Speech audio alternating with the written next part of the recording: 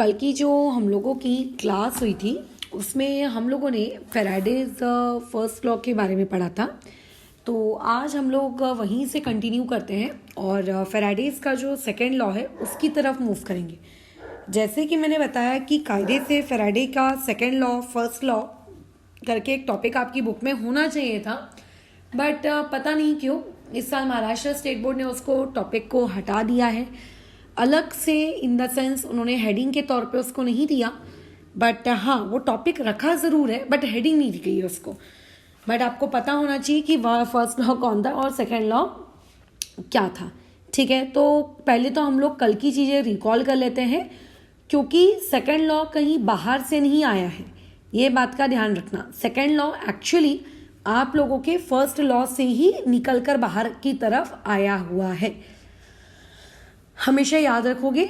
ठीक है, ये कहाँ से आया हुआ है? आप लोगों के फर्स्ट लॉ से ही आया हुआ है। अब देखो कैसी बातचीत है, बहुत ही सिंपल लेवल पर है। कल हम लोगों ने ये चीज़ देखी कि जब इलेक्ट्रोलिसिस होता है तो ड्यूरिंग इलेक्ट्रोलिसिस आपके जो इलेक्ट्रोड्स होते हैं उन इलेक्ट्रोड्स पे कुछ ना कुछ प्रोडक्ट बनता है, ये बात तो मानते हो है ना। During electrolysis products are formed at electrodes, बराबर। यहाँ पे मैं लिख देती हूँ products are formed at electrode. Electrode पे क्या हुए बोलो? प्रोडक्ट्स बने। अब हुआ ऐसा कि अगर कोई तुमसे ये पूछेगा कि इलेक्ट्रोड पर कौन सा वाला प्रोडक्ट कितनी क्वांटिटी में बना, amount of product, right. If somebody ask you about the amount of product, and usually मेरा यहाँ पे कंसर्न अमाउंट ऑफ प्रोडक्ट यानी कि वेट ऑफ प्रोडक्ट से है। ठीक है, अगर मैं इस बारे में बातचीत करना चाहूँ कि बताइए कि आप लोगों का प्रोडक्ट का वेट कितना है, weight of product at electrode. तो कल हम लोगों ने ऑलरेडी इस टॉपिक को लेकर बातचीत की हुई है। कल हम लोगों ने Faraday's first law of electrolysis heading दी थी और उस हेडिंग के अंतर्गत हमने ये चीज़ सीखी थी कि आखिर किस तरीके से आप लोगों का प्रोडक्ट जो इलेक्ट्रोड पे बनता है उसकी क्वांटिटी कितनी होती है। तो बताओ क्या फॉर्मूला निकल के आया था कल हम लोगों का, पूरा एकदम आखिरी में जब हम लोगों ने डिराइव किया था तो बहुत ही सिंपल सा फॉर्मूला आया था। क्या था वो फॉर्मूला? ई अपॉन, ठीक है, ई का मतलब यहाँ पे क्या है आपका इक्विवेलेंट वेट अपॉन में 96500 मल्टीप्लाई बाई क्यू। हाँ, ये बात अलग है कि बोर्ड्स वालों की किताब जो है, स्पेसिफिकली महाराष्ट्र स्टेट बोर्ड, उनकी किताब में ये फॉर्मूला नहीं है। तो पहले हम लॉ समझ लेते हैं, फिर तुम्हारी बुक की लैंग्वेज के अकॉर्डिंग भी उसको समझ लेंगे, है ना। जो लॉ पूरी दुनिया पढ़ती है वो वाली जो चीज़ है वो पहले हम लोग सीख लेते हैं और उसके बाद हम लोग ये देखते हैं कि तुम्हारी बुक वालों ने उसको क्या करके रखा है। चलो आ जाओ। तो ये आप लोगों की कहानी है किसको लेकर? वेट ऑफ प्रोडक्ट को लेकर जो इलेक्ट्रोड पे बनता है। अब इमेजिन करो मैं तुमसे ये कहूँ कि आपके पास दो इलेक्ट्रोड्स है। ये मान लेते हैं आपके पास एक वाइट कलर की इलेक्ट्रोड है, ठीक है, और एक मान लेते हैं आपके पास ये पिंक कलर की इलेक्ट्रोड है। ये दो आप लोगों के क्या है? इलेक्ट्रोड्स है। ये ऐसी आपकी दो इलेक्ट्रोड्स है। बहुत बदसूरत बन गई है, रुको इसको ठीक कर लेते हैं। ये मान लेते हैं आपकी पहली इलेक्ट्रोड और ये हो गई आपकी दूसरी इलेक्ट्रोड। अब अगर कोई तुमसे ये पूछेगा कि पहली इलेक्ट्रोड पे जो भी प्रोडक्ट बना, कौन सा प्रोडक्ट बना, हम उस पर बातचीत नहीं कर रहे हैं। जो भी प्रोडक्ट बना, बराबर, जो भी प्रोडक्ट बना वो जितनी भी क्वांटिटी में बना, लेट्स से उसका वेट हमने ले लिया W1, ठीक है। अच्छा, इक्वल टू ऑब्वियस है कि जो भी प्रोडक्ट बन रहा होगा उस प्रोडक्ट का इक्विवेलेंट वेट यानी कि E1 है ना, अपॉन में 96500 और मल्टीप्लाई बाय चार्ज यानी कि Q1। ये मैंने इलेक्ट्रोड नंबर 1 के लिए लिखा है। सिमिलरली मेरे पास जो इलेक्ट्रोड नंबर 2 है, उस इलेक्ट्रोड नंबर 2 के लिए हम लोग अगर जाते हैं तो इलेक्ट्रोड नंबर 2 पर भी कुछ ना कुछ प्रोडक्ट बन रहा होगा। सो लेट्स से वो W2 क्वांटिटी में बन रहा है। इक्वल्स टू में क्या आ जाएगा आप लोगों का? E2 अपॉन में क्या आएगा? 96500 और मल्टीप्लाई में क्या आ जाएगा बताइए वहाँ पे? Q2, है ना। अब मैं तुमसे अगर ये कहूँ कि इस पूरी कहानी में हम लोग क्या कर रहे हैं, जितना चार्ज पहली वाइट वाली इलेक्ट्रोड को दे रहे हैं उतना ही चार्ज उस पिंक वाली इलेक्ट्रोड को भी दे रहे हैं। यानी कि मैं तुमसे ये कहना चाह रही हूँ कि charge given to both electrodes, या फिर मैं ये कहूँ charge passing through both electrodes, ठीक है, जो आप दोनों इलेक्ट्रोड्स को बेसिकली आप जो चार्ज दे रहे हो वो चार्ज आप दोनों इलेक्ट्रोड्स को क्या दे रहे हो, इक्वल दे रहे हो। चार्ज पासिंग थ्रू इलेक्ट्रोड्स यानी कि बोथ इलेक्ट्रोड्स आर इक्वल, या फिर मैं ये कह सकती हूँ आर सेम। इसका मतलब ये है जितना अमाउंट ऑफ करंट पहली वाइट इलेक्ट्रोड से पास हो रहा है उतना ही अमाउंट ऑफ करंट आपकी पिंक इलेक्ट्रोड से पास हो रहा है। जितने टाइम के लिए वाइट इलेक्ट्रोड से पास हो रहा है उतने ही टाइम के लिए वो पिंक इलेक्ट्रोड से भी पास हो रहा है। तो ऐसे में दोनों के लिए हम लोगों ने चार्ज की वैल्यू क्या रखी है, बताइए। दोनों की वैल्यू हमने क्या रखी है, ये इस तरीके से सेम रखी है। क्या ये बात समझ रहे हो? अच्छा, अगर आप ये दोनों चार्जेस की वैल्यू अगर आप सेम रखते हो तो डोंट यू थिंक कि ऐसे में अगर मैं तुमसे कहूँ कि ये आपकी इक्वेशन नंबर 1 और अगर आपकी ये इक्वेशन नंबर 2 है और ये आपकी अगर इक्वेशन नंबर 3 है ना, तो आप एक काम करो, पहले तो इक्वेशन 1 को और इक्वेशन 2 को आप आपस में डिवाइड कर लो एंड साथ ही साथ में आप इक्वेशन नंबर 3 को आप क्या करो, यूज़ करो, बराबर। तो तुम्हें ही लगता है तुम्हारे पास इस तरीके का कुछ कंसेप्ट आएगा, W1 equals to E1 upon में 96500 मल्टीप्लाई बाई Q1 अपॉन में W2 इक्वल्स टू यहाँ पे रेशो E2 अपॉन में 96500 और इनटू में Q2। तुम्हें नहीं लगता कि ये दोनों क्वांटिटीज आपकी कट गई, E1 Q1 Q2 इक्वल थे वो भी कट गए। तो यहाँ से हमारे पास एक बहुत इंपॉर्टेंट चीज़ आई, वो ये कि W1 अपॉन में W2 इक्वल्स टू बोलो क्या होता है, E1 अपॉन में बोलो कितना, E2। क्या ये बात समझ में आ रही है? क्या ये बात समझ में आ रही है? तो अगर मैं इसको हिंदी भाषा में कहने की कोशिश करूं तो हिंदी भाषा में हम इसे क्या कह सकते हैं कि जब हम लोग क्या करते हैं बताओ, जब हम 2 इलेक्ट्रोड्स, 3 इलेक्ट्रोड्स, 4 इलेक्ट्रोड्स, 5 इलेक्ट्रोड्स, कितनी भी इलेक्ट्रोड्स हो सकती है, ठीक है, जब हम 2 या 2 से ज़्यादा, 2 या फिर आप लोगों के 2 से ज़्यादा, ठीक है, कुछ भी हो सकता है, इलेक्ट्रोड्स से, ठीक है, सेम चार्ज फ्लो करवाते हैं। जब हम लोग उनसे क्या करते हैं, सेम चार्ज फ्लो करवाते हैं, तो सेम चार्ज फ्लो करवाने से होता क्या है बताओ। जब सेम चार्ज हम फ्लो करवाते हैं तो सेम चार्ज फ्लो करवाने से होता क्या है कि उन इलेक्ट्रोड्स पे जो भी प्रोडक्ट बन रहा होगा, जो भी प्रोडक्ट बन रहा होगा, उस प्रोडक्ट के वेट का रेशो किसके बराबर होता है, उनके इक्विवेलेंट वेट के रेशो के बराबर। जैसे कि अगर मान लेते हैं, मैं जनरलाइज करूं, अगर आपके पास मान कर चलते हैं 4 इलेक्ट्रोड्स हैं तो आप इस सिचुएशन को ऐसा लिख सकते हो, W1 is to W2 is to W3 is to W4। ये चीज़ बताओ किसके बराबर आ जाएगी, E1 यानी कि equivalent weight, E2 equivalent weight का रेशो, E3 और इक्विवेलेंट वेट का रेशो E4। बस कंडीशन एक ही होनी चाहिए, वो क्या कि आपने सारे इलेक्ट्रोड्स में से सेम चार्ज फ्लो करवाना चाहिए। क्या तुम्हें लगता है कि सेकेंड लॉ जो फैराडेज का है वो कहीं और से आया? बिल्कुल नहीं। जब हमने फर्स्ट लॉ ऑफ फैराडेज में ही थोड़ा सा मॉडिफिकेशन किया तो हम लोगों को वहाँ से क्या मिल चुका है, जो सेकेंड लॉ है फैराडेज का वो मिल चुका है। ठीक है, क्या ये बात दिमाग में जा रही है?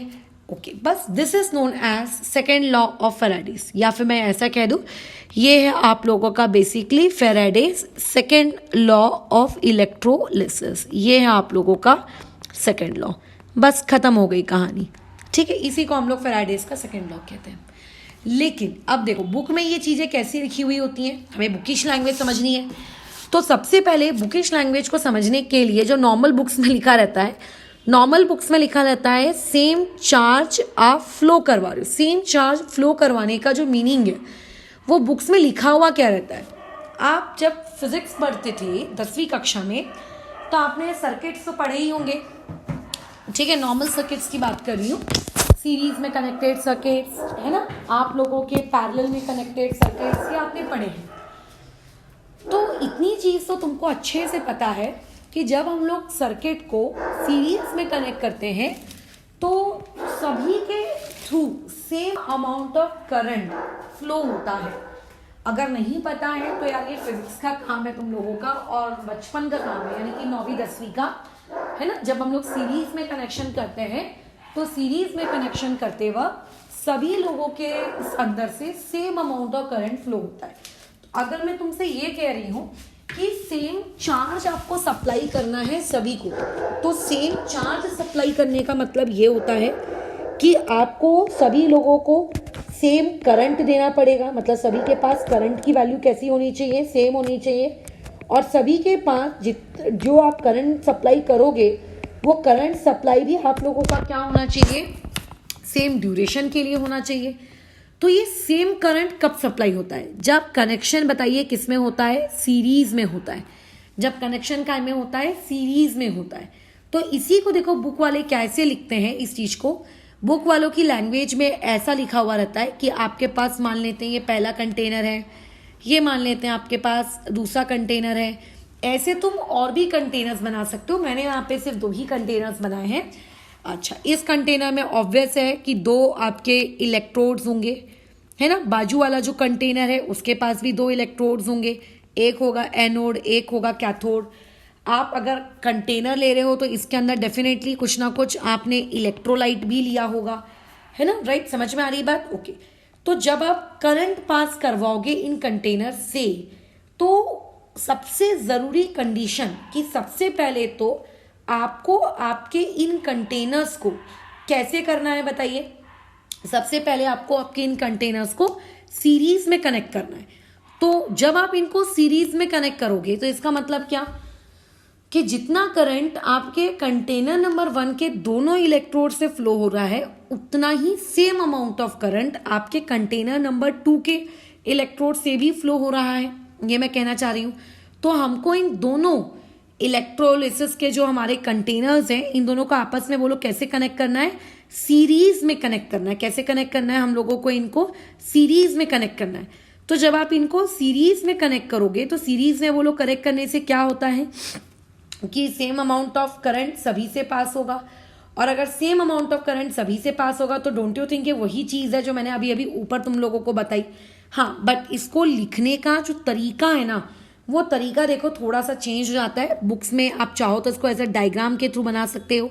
इन दोनों को कनेक्ट कर दिया, इन दोनों को कनेक्ट कर दिया, ये बैटरी दे दी, है ना। वैसे आपको डायग्राम की नीड नहीं है, बट स्टिल ये आप लोगों ने इस तरीके से कनेक्शन उन लोगों का प्रोवाइड करके रखा है, सीरीज में कनेक्शन करके रखा है। तो जब आप कंटेनर्स को इस तरीके से सीरीज में कनेक्ट करते हो तो होता ये है कि अगर मैं इसको कहूंगी इलेक्ट्रोड ए, इसको कहूंगी इलेक्ट्रोड बी, इसको कहूंगी इलेक्ट्रोड सी, इसे कहूंगी इलेक्ट्रोड डी, तो फैराडेज का सेकेंड लॉ ऑफ इलेक्ट्रोलिसिस कहता है कि इलेक्ट्रोड ए पे जो भी प्रोडक्ट बन रहा है उसके वेट का रेशो, ठीक है, मतलब बाकी जितने भी इलेक्ट्रोड्स हैं वहां पे जो जो प्रोडक्ट बन रहा है उन सभी के वेट्स का रेशो किसके बराबर होगा, उन प्रोडक्ट पे बनने वाले प्रोडक्ट्स के इक्विवेलेंट वेट के रेशो के बराबर। बस खत्म। इसी सेम चीज को हम लोग फैराडेज का क्या कहते हैं, सेकेंड लॉ ऑफ इलेक्ट्रोलिसिस कहते हैं, और कुछ भी नहीं। मतलब फैराडेज का सेकेंड लॉ ऑफ इलेक्ट्रोलिसिस कहने को लगता है कि कोई महान कंसेप्ट हो रहा होगा मे बी, ठीक है, बट बहुत ही देखो सिंपल सी चीज है। This is known as Faraday's second, ठीक है, कि अमाउंट ऑफ डिफरेंट सब्सटेंस, ठीक है। अच्छा, ऐसा जरूरी है क्या कि यहाँ पे अगर लेट से कॉपर बन रहा है तो यहाँ पे भी कॉपर बनेगा, वो तो पॉसिबल ही नहीं है। सब्सटेंस का नेचर अलग अलग हो सकता है ना, लेकिन आप ये कह रहे हो कि उनका जो भी वेट है उन वेट्स का रेशो उनके किसके बराबर होता है, इक्विवेलेंट वेट के बराबर होता है।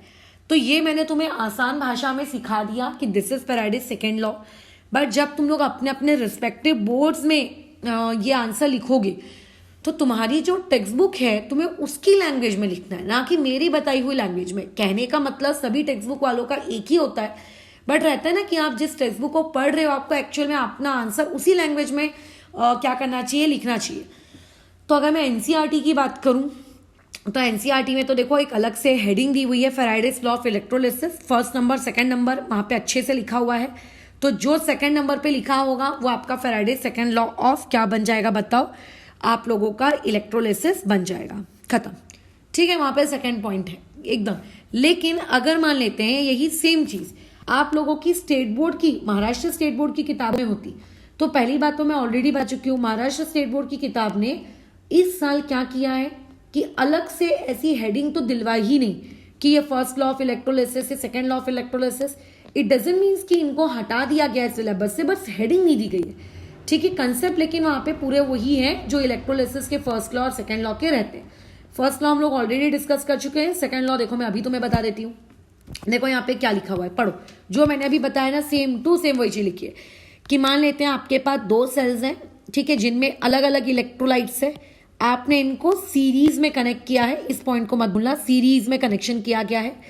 और फिर उसके आगे वर्ड पढ़ो, यहाँ पे क्या लिखा गया है वर्ड, कि अगर आप सेम क्वांटिटी का इलेक्ट्रिसिटी पास करते हो उनसे, तो जो भी मास वहां पे क्रिएट हो रहा है, लिबरेट हो रहा है इलेक्ट्रोड्स पे, उनके बीच का रिलेशनशिप देखो कैसा होगा।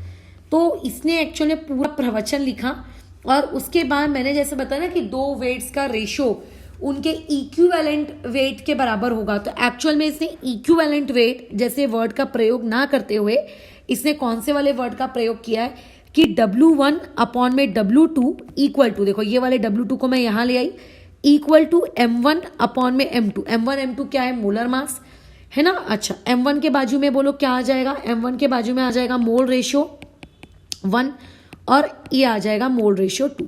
बस ये चीज पूरी की पूरी कैसे डिराइव हुई, ये उसका सारांश है, जो कि मैंने अगेन बताया कि वेट का फॉर्मूला होता है ये। एक बार W1 के लिए फॉर्मूला लिखो, एक बार W2 के लिए फॉर्मूला लिखो, फिर दोनों फॉर्मूले को आपस में डिवाइड कर दो तो ये रिलेशनशिप मिल जाएगा। फर्क इतना है कि तुम्हारी महाराष्ट्र स्टेट बोर्ड की टेक्स्ट बुक ने इक्विवेलेंट वेट जैसा जो कंसेप्ट है ना वो सिलेबस से इंटू हटा दिया है और उसके बदले उसने नया कंसेप्ट इंट्रोड्यूस करवाया, that is mole ratio. But आखिर है दोनों सेम ही चीज, मैं ऑलरेडी कल तुम्हें बता चुकी हूँ। बस खत्म हो गया यहाँ पे हम लोगों का इलेक्ट्रोकेमिस्ट्री। हाँ, एक चीज और है जो जीके फैक्ट तुम लोगों को पता होना चाहिए।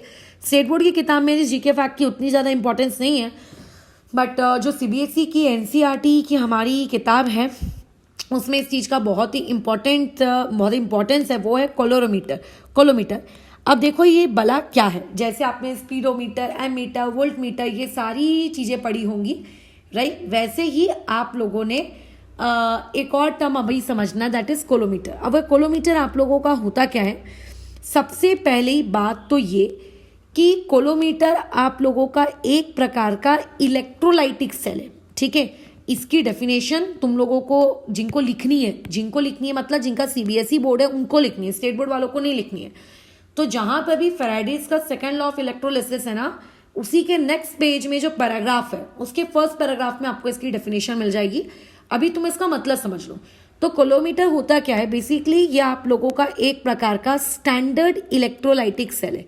जैसे हम लोग बात करते थे ना शी क्या होता था, एक रेफरेंस इलेक्ट्रोड होता था, तो वैसे ये स्टैंडर्ड इलेक्ट्रोलाइटिक सेल है। इसका प्रयोग किस कार्य के लिए किया जाता है, तो सबसे पहले हम लोगों को ये पता लगाया जाता है कि आपके पास जो मेटल दिया है ना, वो मेटल के अंदर से आपने कितनी क्वांटिटी ऑफ इलेक्ट्रिसिटी, ठीक है, पास की है, ये पता लगाने के लिए, ठीक है। आप उस मेटल के अंदर से कितनी क्वांटिटी ऑफ इलेक्ट्रिसिटी आपने पास की है, इस चीज को पता लगाने के लिए आप किस चीज का प्रयोग करते हो, बताओ। Pass from the amount of metal, मतलब आपको जो गिवन दिया रहता है इलेक्ट्रोलाइट या जो भी, उसके अंदर से आपने कितनी अमाउंट ऑफ इलेक्ट्रिसिटी पास की, वो चीज का पता लगाने के लिए हम लोग बेसिकली क्या यूज करते हैं, कोलोमीटर। दैट्स ऑल, ये तुम्हारी कहानी थी। तो यहाँ पे इलेक्ट्रोकेमिस्ट्री वाला जो चैप्टर है समाप्त होता है। बस वो एक छुटका सा डेरिवेशन है, वही मोलर कंडक्टिविटी वाला जो मेरी तरफ से बाकी है। इसके बाद तुम लोगों को नेक्स्ट क्लास बस एक वो आखिरी वीडियो लेसन, उसके बाद हम लोगों का इलेक्ट्रोकेमिस्ट्री समाप्त होता है, ठीक है। आज दिन है आप लोगों का फ्राइडे, ठीक है, कल सैटरडे। तो ऑब्वियस है कि हम लोग कल से जो नया चैप्टर स्टार्ट करेंगे that would be solid state. बहुत ही इंटरेस्टिंग चैप्टर है, मजा आएगा इसको पढ़ने में, है ना, और काफी आसान है। न्यूमेरिकल पार्ट इसका इजी रहता है और डेरिवेशन पार्ट भी इसका बहुत इजी रहता है। अभी तक तुमने इलेक्ट्रोकेमिस्ट्री में क्या पढ़ा, कोई डेरिवेशंस उतने खास पढ़े नहीं। सॉलिड स्टेट में आप डेरिवेशन पढ़ोगे जैसे फिजिक्स में होते हैं, है ना। डेरिवेशन पार्ट इसका उतना एज सच खास नहीं है, सिंपल सा रहता है। हाँ, बट सॉलिड स्टेट में रट्टा मारने वाली थ्योरी एक्चुअली बहुत ज्यादा क्वांटिटी में रहती है, बहुत ज्यादा क्वांटिटी, मतलब बहुत ज्यादा क्वांटिटी के। तो इसीलिए सॉलिड स्टेट को पढ़ते वक्त एक इंसान को इस बात का ध्यान हमेशा रखना है कि वो जो थ्योरी वाला पार्ट है उस पर तुम लोगों की कमांड थोड़ी अच्छी होनी चाहिए, ठीक है। ओके, फिलहाल अभी इस चीज को यहाँ ओवर करते हैं।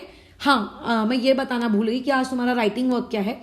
तो ऑब्वियसली तस्मा या जो भी ऐसे इंसान जो सीबीएसई बोर्ड में है उन लोगों को 2 ही काम है, वो डिफाइन कोलोमीटर और आप लोगों का Faraday second law of electrolysis, बस खत्म। लेकिन जो हम लोगों के महाराष्ट्र स्टेट बोर्ड वाले प्राणी हैं, इन लोगों को अपने नोट्स में ये वाली चीज को इंक्लूड करनी होगी। सबसे पहले तो जैसा यहाँ बुक में लिखा होगा ना, सेम टू सेम हम वैसे ही लिखने वाले हैं, क्योंकि अलग से आपको Faraday second law of electrolysis लिखकर नहीं पूछने वाला है पेपर में, ठीक है, क्योंकि हेडिंग ही नहीं है ना टेक्स्ट बुक में, वैसे ही पूछेगा भी कैसे, बराबर पूछेगा। तो देखो इस फॉर्मेट में आपसे पूछेगा कि अगर 2 इलेक्ट्रोलाइटिक सेल को हमने सीरीज में कनेक्ट किया है तो बताइए मास ऑफ सब्सटेंस का क्या रिलेशनशिप होगा या किस तरीके से कैलकुलेट किया जाएगा। तो बेसिकली ये वाला क्वेश्चन आपकी नोट्स कॉपी में होना चाहिए, बस एक सवाल और बात खत्म, है ना। अच्छा, दूसरी बात ये देखो, ये वाला जो क्वेश्चन है कि how many electrons would have a total charge of 1 coulomb, इसको मैं तुम लोगों को लगे तो अभी समझा देती हूँ कि ये चीज कैसे आई, कहाँ से आई, ताकि तुम लोग इस न्यूमेरिकल को अपनी कॉपी में नोट डाउन कर लो, लोग दोनों बोर्ड्स के प्राणी लोग, ठीक है। वो बहुत ही सिंपल सा है, कल तुमने फैराडेज लॉ पढ़ा था ना, मतलब 1 फैराडे क्या होता है मैंने बताया था ना, बस ये उतना ही है। ध्यान से देखो, हमने एक कॉलम बनाया जिसकी हेडिंग हमने दी नंबर ऑफ इलेक्ट्रॉन्स, हमने दूसरा कॉलम बनाया जिसकी हेडिंग हम लोगों ने दी क्या, चार्ज। अगर मेरे पास नंबर ऑफ इलेक्ट्रॉन्स की संख्या 1 होती है, एग्जैक्टली 1, तो बोलो चार्ज कितना होता है, 1.6 इंटू 10 की पावर -19 कुलूम। अब पेपर वाला तुमसे ये पूछ रहा है कि भाई एक बात मुझको तू बता, अगर तेरे पास, अगर तुझको 1 कुलूम का चार्ज चाहिए तो तुझे नंबर ऑफ इलेक्ट्रॉन्स कितने रखने पड़ेंगे। अब जरूरी है क्या बुक वाले ने 1 कुलूम दिया तो पेपर में भी 1 कुलूम पूछा जाएगा, कल को 100 कुलूम के लिए पूछ सकता है, 99 कुलूम के लिए पूछ सकता है, 0.9 कुलूम के लिए पूछ सकता है, किसी के लिए भी पूछे। तुम लोगों को बस पता होना चाहिए कि एक के लिए इतना है, तो फिर जितनी भी क्वांटिटी के लिए पूछा जा रहा है उसके लिए कितना होगा, मतलब इनडायरेक्टली तुम्हें इस तरीके का ये कंसेप्ट आना चाहिए, खत्म। अब अगर मैं इस क्वेश्चन को सॉल्व करूं और यहाँ पे इसको x मान लूं, तो मुझे बताओ जरा यहाँ से क्या आ जाएगा तुम लोगों का आंसर, ये इस तरीके से ये आंसर आ रहा है। x की अगर कोई वैल्यू निकालने को कहेगा तो ये आएगी वैल्यू, बराबर कह रही हूं मैं। अच्छा, 10 की पावर -19 को ऊपर ले जाते हैं, बोलो क्या हो जाएगा, 10 की पावर +19 हो जाएगा, 1/1.6 बचेगा। अब देखो, भले तुम आ चुके हो 11वीं में 12वीं में, बट दिमाग तुम्हारा अभी भी ना छोटे बच्चों वाला ही है मैक्सिमम लोगों का। पता नहीं कैसा तुम लोगों ने अपना लोअर स्टैंडर्ड में मैथ्स पढ़ा है कि तुम्हारे अकॉर्डिंग 1/9 को तुम लोग डायरेक्टली उठा के लिख देते हो 9, मतलब न्यूमरेटर में लिखे हुए 1 की तुम्हारे नजर में एक्चुअली में कोई औकात ही नहीं है, तुम लोग तो एकदम गजब ही लेवल के हो यार। तो ऐसा नहीं होता, 1/1.6 को प्रॉपर इज्जत देने की है, बल्कि इसको कैलकुलेशन वाइज मैं देखो इस तरीके से लिख देती हूँ, है ना, मैंने ऐसे लिख दिया। कैंसिल आउट करो, बोलो कितना हो जाएगा, ये 5 और ये 8, 5/8, राइट। पॉइंट में अगर मैं आंसर निकालूंगी कितना हो जाएगा, 0 पॉइंट कितना 6, 8 6 48, 2 बचेगा 28, 2 16, 0.62 10 की पावर 19। लेकिन आंसर हमेशा कैसे अपन को रिपोर्ट करना चाहिए बताओ, एक साइंटिफिक मैनर में। और साइंटिफिक मैनर क्या कहता है, एक नंबर के बाद आप लोगों का क्या होना चाहिए, डेसिमल होना चाहिए। तो ये कितना हो जाएगा 10 की पावर 18, यानी कि जब आपके पास 6.2 इंटू 10 की पावर 18 इलेक्ट्रॉन्स होंगे तब जाके आप लोगों का आंसर देखो क्या आएगा, 1 कूलम आएगा। ये देखो यही न्यूमेरिकल है, ये देखो हो गया सॉल्व। तो जरूरी है क्या पेपर में कल को तुमसे 1 कूलम भी करके पूछा जाए, ऑब्वियसली नॉट। 1 कूलम करके थोड़ी ना पूछेगा, वो तो किसी भी फॉर्मेट में पूछ सकता है। तो बस आपको क्या होना चाहिए, आइडिया होना चाहिए कि अच्छा एक इलेक्ट्रॉन के लिए चार्ज इतना होता है, तो अभी चार्ज इतना दिया है, तो बताओ नंबर ऑफ इलेक्ट्रॉन्स कितने होंगे। या कल को यह सवाल ऐसा भी पूछा जा सकता था कि नंबर ऑफ इलेक्ट्रॉन्स इतने हैं, तो बोलो टोटल चार्ज कितना होगा। बट इस टाइप के सवाल के पूछे जाने की प्रोबेबिलिटी बहुत ही कम है, क्योंकि ये बहुत ही आसान सा सवाल नहीं बन गया। तुम्हें लगता ये ऐसे ही सवाल बन गया कि एक मेलेडी अगर 1 रुपए की आती है तो बताइए 15 मेलेडी कितने की आती होगी। क्या सवाल है, मतलब ये खुद सोचो। तो यूजुअली सवाल ऐसा ही आएगा कि आपको चार्ज की कोई ना कोई वैल्यू दी हुई रहेगी और उसके करस्पॉन्डिंग नंबर ऑफ इलेक्ट्रॉन्स कितने रहे होंगे ये पूछा जाएगा। तो ये बॉक्स आपको क्रिएट करने आना चाहिए। डन, ठीक है। तो बस अब एक आखिरी डेरिवेशन इसी के जस्ट बाद वाले वीडियो लेसन में देखो, और उसके बाद हम लोगों का इलेक्ट्रोकेमिस्ट्री खत्म होता है और उसके बाद हम लोग शुरू करेंगे सैटरडे ऑनवर्ड से सॉलिड स्टेट। ठीक है।